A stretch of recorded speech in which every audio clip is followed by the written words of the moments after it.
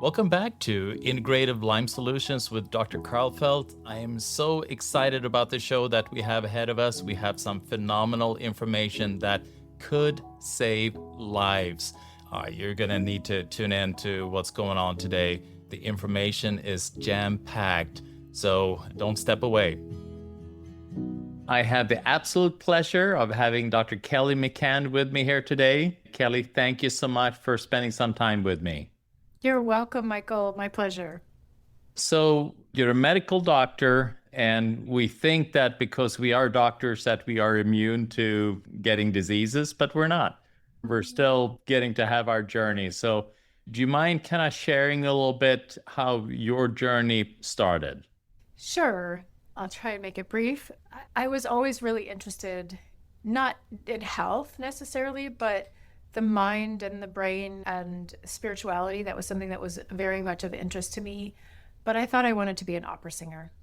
So I studied music in college and then realized, no, I actually don't want to be an opera singer. And then I wasn't quite sure. I'm curious, why not? What kind of made you not wanting to do opera singer?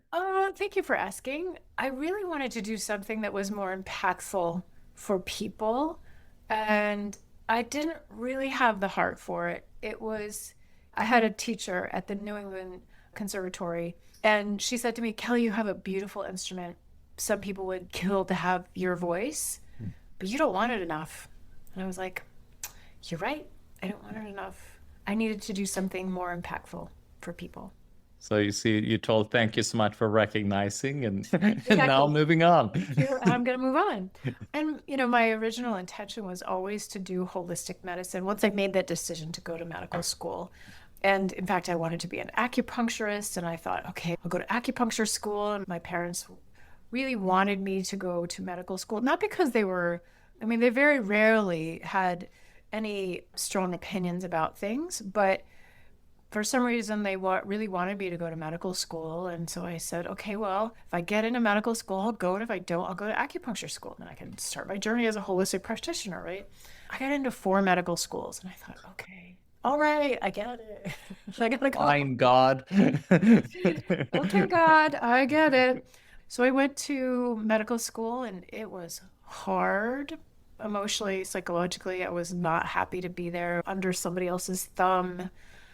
And I think finally when I graduated, I was like, oh, residency, things are a little bit better.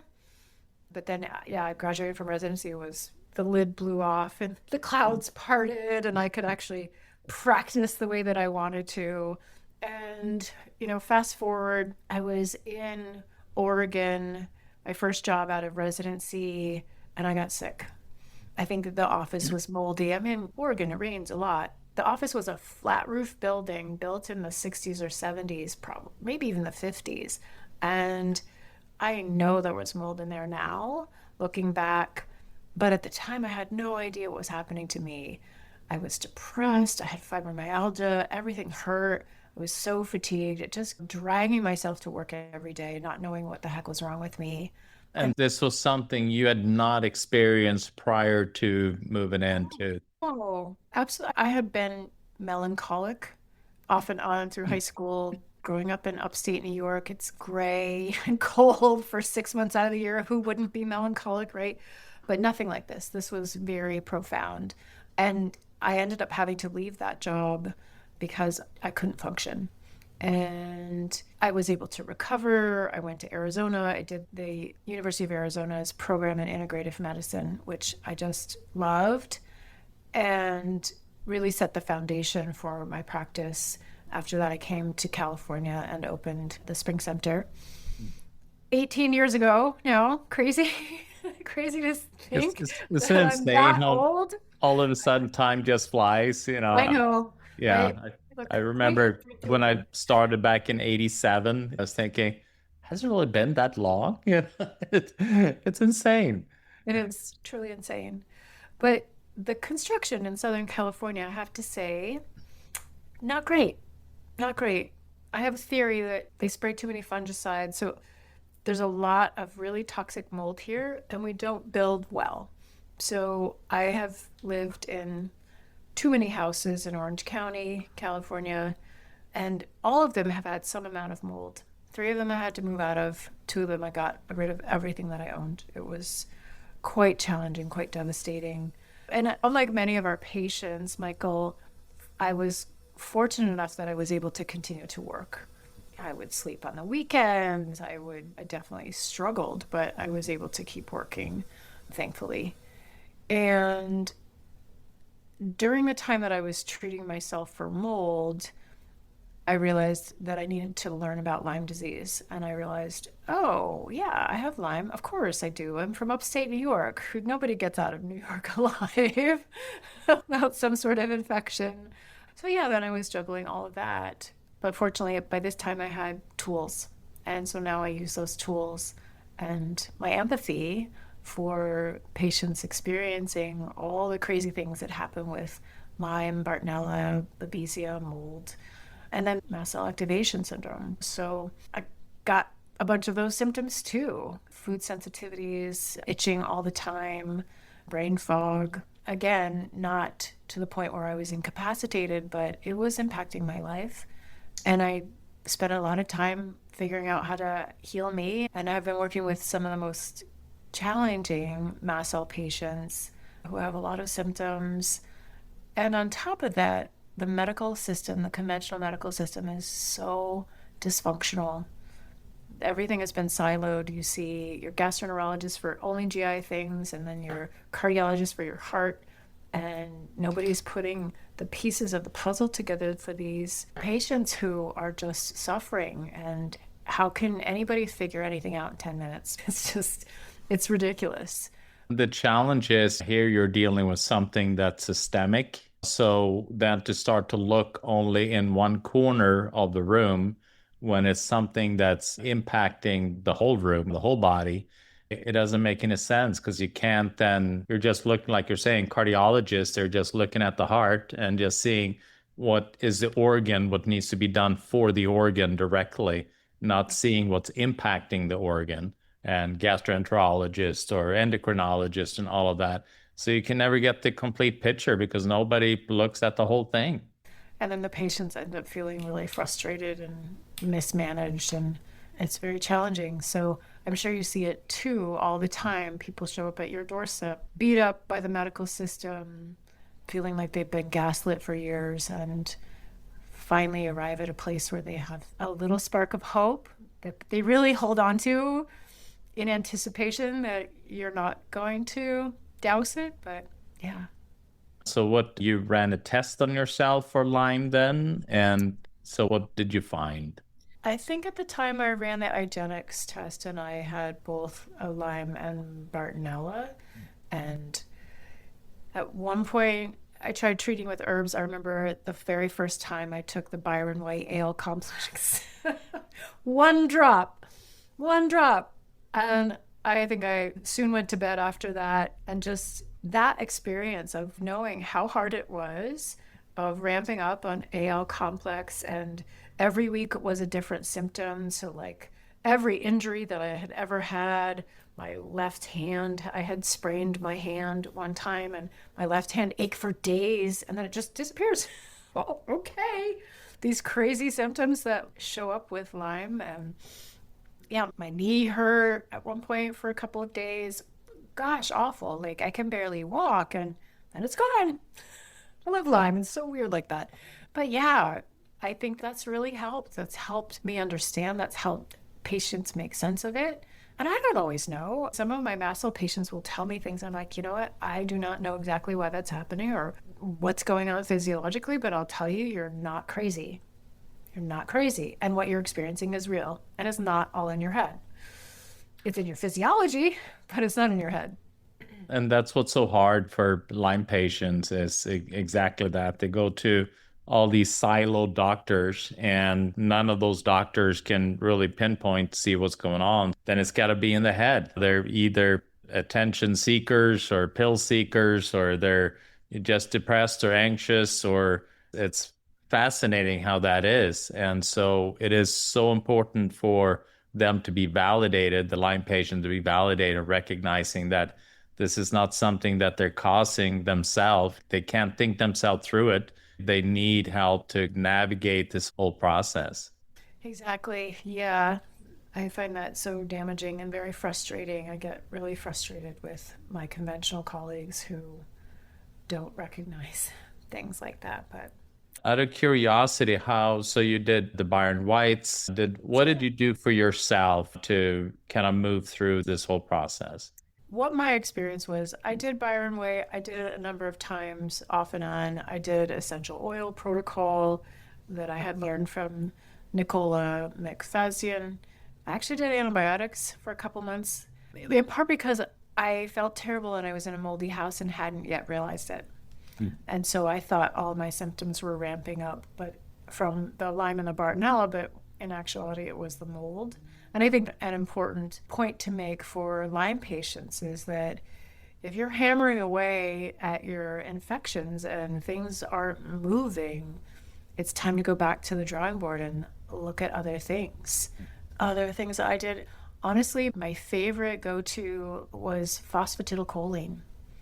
I started doing a ton of phosphatidylcholine, both oral and IV, and it totally moved the needle. And not only did it help the Lyme and the Bartonella, because it was healing the cells, right? Phosphatidylcholine is the building block of every cell in the body. So we've got the lipid bilayer, and phosphatidylcholine is on the outside. And what it was doing was, here's my illustration for those who are watching. My hands closed from my fingers to my thumbs are the cell, and the pen is a mycotoxin, or maybe it's even the infection, who knows. And when I take phosphatidylcholine, it will pull out the toxin and heal the cells. And then the body, and hopefully your glutathione stores and whatnot, will grab that toxin, escort it to the liver, gets processed, dumped in the gallbladder, and it comes out. And if you have binders on, then it will prevent it from being recycled back in. I love PC. It's great for healing from environmental chemical exposure. It's great for autoimmune conditions. It's good for healing your gastrointestinal system. It's good for your brain and your brain fog that you're having with the Lyme and or mold or any of those things. So I find it's just so helpful for so many things. It's built into all of my protocols now. Yeah, I love cell wall membrane medicine to really heal that with phosphatidylcholine. I mean, and that's some people, and you may be one of them, they feel that you should essentially almost start with that. Kind of get to work on healing the cell wall membrane, healing the membrane, the mitochondria. And by doing that, you're restoring normal cellular function, and it's easier then to clear out the infections without damaging the cells. Yeah, exactly. Many of my patients have done a variety of other things. I did some Rife too over the course of my treatment, not necessarily for Lyme or Bartonella because I had cleared it by then, but I love Rife. Again, I did a little bit of LDI, so Tyvansins, low dose immunotherapy, I found incredibly helpful for people. I don't know if you're aware of this company, MicroGenDx. Is that something you're familiar with, Michael? I'm not, no. They do something called next generation sequencing. Conventional medicine, if you have a sinus infection or you have a bladder infection, they might do a culture, and that's the gold standard in conventional medicine. 50 years ago, PCR was developed, so now we could query the specimen. Do you have, this strand of DNA from this organism? Like, we can look for specific organisms, but we can only look for as many organisms as we have probes for, so it's really not thorough.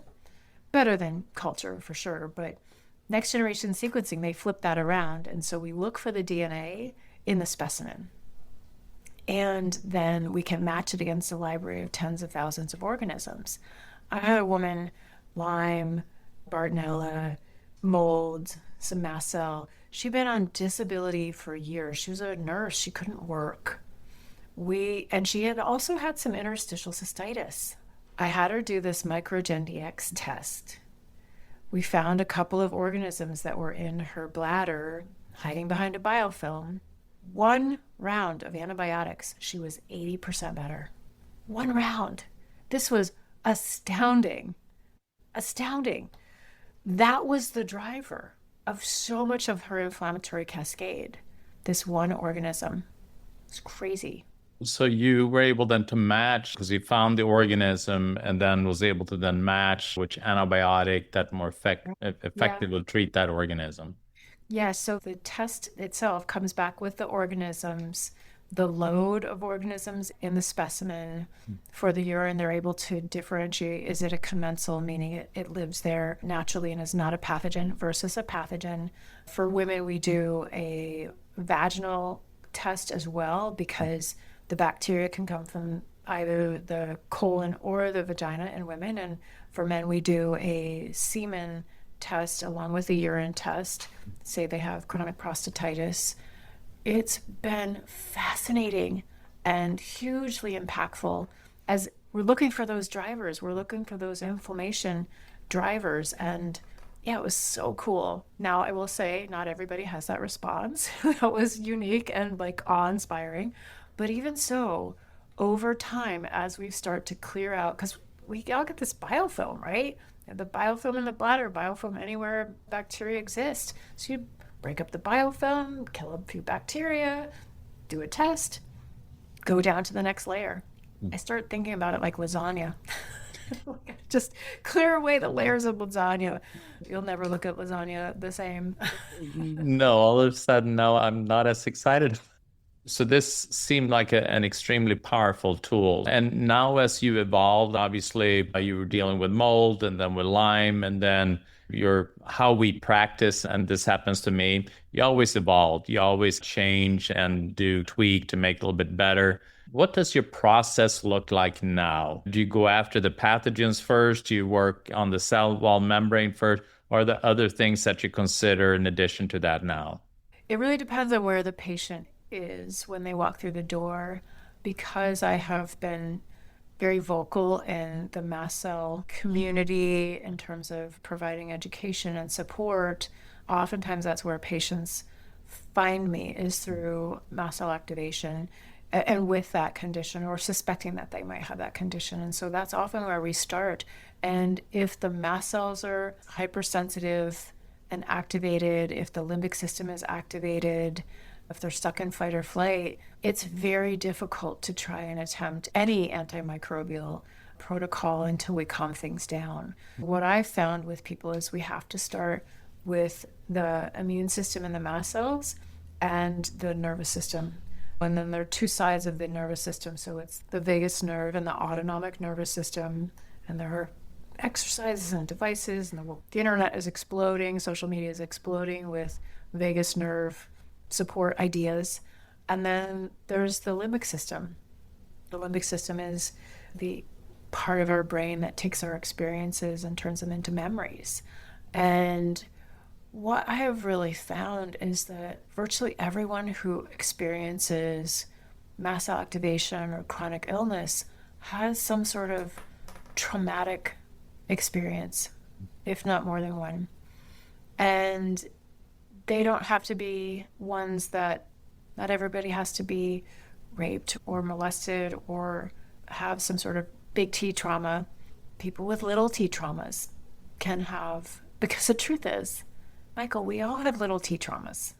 It can just be as a child, your mother says, why can't you be like your brother? And yes, maybe that's not as traumatic as somebody else losing somebody that they love or being molested, but it can still be there, resonate with disease essentially, or resonate with pathogens and make it hard then to eliminate those pathogens because you are holding that frequency. Yeah, I tend to think about it as if the immune system is the physiological representation of our capacity to hold boundaries for ourselves, right? If we are a people pleaser, if we stuff our emotions, if we don't speak our truth, these are messages to our bodies and to ourselves that what we have to say is not of value. Who we are is not of value. And so our immune systems respond accordingly. Now, I'm not blaming anybody. Like, this is, we take on who we are and develop our ways of being as coping strategies to get love, to survive. and there's nothing wrong with them. And yet, when we get to the point when we're adults or even teenagers who have awareness, we can start to make shifts in how we are talking to ourselves, how we're perceiving ourselves, which goes a long way in this whole healing journey. And I think, like you're saying, yeah, the idea is not to blame yourself for that you're holding on, but understanding that you then have the power to change it, meaning that if you are holding on to that belief and you are the one holding on to it, you also have the power to let it go. And I think that instead of blaming something outside, it's bringing that into you and then giving you the power to be able to shift your situation. One of my patients shared this with me the other day. I'll share it with you. So think about a situation that might be a little triggering or upsetting to you right now, and make a fist with your hand. Go ahead and do it with me. Make it really tight. Okay, let it go. Has anything changed? Yeah, my hand feels more relaxed. So your hand feels more relaxed. The situation is the same. Mhm. Guess what? We can hold on as tightly as we want about a situation in our upset and our fear and our anger, whatever it is. The situation is still going to be there. But when we let go, the situation may still be there, but we don't have to be in that same place of tightness and constriction and pain, simply because we're able to let go. So we have a choice how we show up for ourselves, in our bodies, in our thoughts, in anything that we're doing. And it's almost, yeah, like this exercise. You're thinking now, because you're then used to being tight without being aware of that you are tight. So here you're creating an awareness of what tight feels like. And then you have to consciously then shift into that relaxed state. So now you're recognizing, where you've been so you can move to a better place. Yes, yes. And that the things are going to go on in your life, regardless of how you choose to be with it, whether you're tight or not. And guess what? You have that choice. Yeah. So we're talking about the emotions, we're talking about traumas, and it's so important for people to understand that, yes, you have a physical bug that you're dealing with, but how we respond to that, our emotions and our thoughts, our belief patterns play a huge role in how our immune system, our mast cell activation, how all of that responds, how effective it is. We can't just be in that killing mode. We have to understand that there's so much more to it when you're dealing them with a living organism, which is what a pathogen is, that has a consciousness. And our consciousness is impacting that consciousness. Yes. I think another way I like to think about it is also recognizing that there's a separation between the label and you or me, right? I have been diagnosed with Lyme. I have been diagnosed with Bartonella. I am still guilty of this too, but if I say I have Bartonella, that puts us energetically really close together, and it makes it difficult for me to find that gap between me and the organism. Whereas if we're more conscious of our languaging, there is a space between me and the infection. And this is where the conversation of terrain can come in too, right? So that's why Lyme treatment, mold treatment, all of these treatments for complex chronic disease require us to take care of our bodies, to get good sleep, to eat a healthy diet, because we're working on the terrain and supporting the terrain. And supporting that terrain also means how we talk to ourselves, how we love ourselves, how we show up for ourselves. So we talked about emotions, traumas, but how about spirituality? What role does that play, do you feel? I love to talk about this.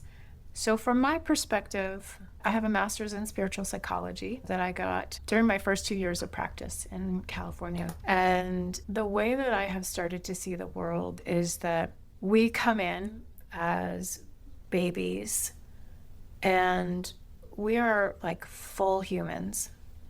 We can't express ourselves in the way with language, but we're full humans and we're fully ourselves. And that's what I mean by that. We cry when we need to cry. We laugh. Most babies are so joyful until they're not. And then they need something, like they need to go to sleep or they need to be fed. And then what happens around 2, 3, 4 years of age is we start to get messages, even from our parents who may love us dearly and are doing the best that they can with us. We may get messages that we're not okay, that our emotions are too big, or maybe we weren't wanted, or maybe a way that we're showing up isn't okay, because there's a certain set rule of this is what it means to be a good girl, this is what it means to be a good boy, a good person, whatever it is. So our parents, our siblings, our teachers, our friends, everyone is giving us messages about how to get love, about how to survive. And those messages then become things that we take on and we start to own as our own. And through the course of doing that, we lose our connection to who we truly are. I think that one of the reasons we develop illness at all is because we have gotten so far afield from who we're supposed to be on the planet that our bodies are saying, hey, pay attention. You should be going this way and you're going that way and you're giving your power away and you're suppressing yourself and you're not honoring yourself. And the body isn't lying. It's actually not against you. We have this idea when we get diagnosed with Lyme, when we are exposed to mold and we get sick, we have this idea that our bodies are against us, right? The bodies are bad, they're our enemy, they're not functioning the way that we want them to. And that is the opposite from the truth. The body is doing everything that it can to take care of you, based on the messages partly that you're giving it, and because that's its job. It's to protect you. It's to help you survive. But sometimes the messages then are the sources of how we need to show up more fully for ourselves. I think a really simple example for people is when we start to develop thyroid issues, I would really encourage people to look at, are you really speaking your truth? Are you really expressing yourself the way that you truly feel that you want to express yourself? Are you sharing your joy, sharing your creativity, sharing your love with the world? Or are you closed off? Have you split your head and your heart? Your heart wants one thing, your head is telling you to do another thing, and your thyroid is trapped in the middle, right? And it's not for me to make the metaphor. It's not for me to give that person the meaning, but to offer that as a possibility. Just try that on. Does that fit? Does that work for you? And as people start to listen to the messages of the body and really heeding them and making self-honoring choices instead of self-deprecating choices or choices that are painful or against yourself, things start to lift. And you start to be more clear. Yeah, and that I think that is so important in regards to any kind of disease, like you're saying, but that kind of loss of identity, the separation of identity, and then you lose power within yourself. And if you are then being someone that you're not, or a portion of you is holding an energy that is not congruent with your true identity, then that opens up a space for other entities or other organisms or other consciousness, I believe, to enter that space because we are not inhabiting it. We are allowing that to step in because we're not filling that space. And so I think this is such a core component outside of, yes, this herb for that or that antibiotic for that. I think, yes, we can kill things temporarily that way. But if we don't shift the foundation, the emotional, spiritual aspect of yourself, then you're in essence not shifting the terrain that allowed things like this to take place. Exactly. I think the most important thing that I want to share is that all of this is happening so that you can become that person you're supposed to be on the planet. It is not a punishment. It is an opportunity, because we learn best through adversity. We don't learn otherwise, right? If you were really smart in school, you just skated through. Did you do the homework? Nah, you don't really need to. You get it, right? we have to go through it. We have to have these experiences to get to the other side, to get to who we are, right? So it's really an opportunity to shift our consciousness and how we're holding these things. You're not captive to your body. You are having an opportunity to really deeply explore who you are, who you're meant to be, and express that, because that is unique, beautiful being. And if you believe in God or the universe, whatever it is, your spirit wants that for you, wants you to have the most beautiful, uplifting, joyful life, creative life possible. Your being, God doesn't want you to suffer. I don't think so either. I believe just what you're saying is that I believe God, the universe, our bodies conspire for the best of us and go through that process of becoming more of who we are. And we hear these stories so many times, Lyme patients that have gone through very difficult times, whether it's a decade, 3 decades, or whatever it may be. Yes, at the end of that, they wouldn't want to go through that again, but they recognize how that the growth and what they've learned and who they become, and they never want to change that. They really appreciate the person and the understanding and who they are at the end of that. Exactly, exactly. With cancer patients, it's a little bit more clear, right? You get a diagnosis, bam, I need to change my life. I just got diagnosed with the C word. And so there's this huge impetus to reflect, look at the life, figure out what do you need to change. You need to change your diet, you need to change your lifestyle, you need to get out of that marriage, get rid of those toxic friends, be more creative, whatever it is. With complex chronic illness, Lyme disease, it's like this slow decline. And so it's really more challenging because we don't have that in your face moment, right? So here's your in the face moment. It doesn't have to be painful. It just has to be, okay, you're in charge. This is your life. This is your life. And you can make it whatever you want. And your body is on your side trying to help you navigate that and figure out how you want to be, because you already know who you are. You've just forgotten. The knowledge always been there. And yeah, we know that every cell has the information of the whole universe. We're connected to the piece and all the intelligence that exists out there. So it's not lack of intelligence. It's just kind of recognizing that it's there and tapping into it. And I think that's the spark that propels people to keep looking for help and looking for answers. It's that spark that drives people. Okay, I'm not going to believe that conventional doctor because I have this feeling inside that something else is out there that I'm questing after, right? Yeah. That's I call it the remembered self. Some people use the term authentic self, higher self, whatever you want to call it. It's the remembered self. It's the part that has always known. Yeah, because the self never disappeared. Yeah, the self was always there. Yeah, so it's all about our recognition of it. Well, how can people, because you work with a lot of patients, obviously, and also I believe you have a course also that you developed. Do you mind sharing a little bit how people can learn a little bit more about what you do and how to get in touch with you and what kind of resources that's available through you? Happy to. I have a brick and mortar practice in Southern California called the Spring Center, THE, springcenter.com. You have to put in this THE on the website.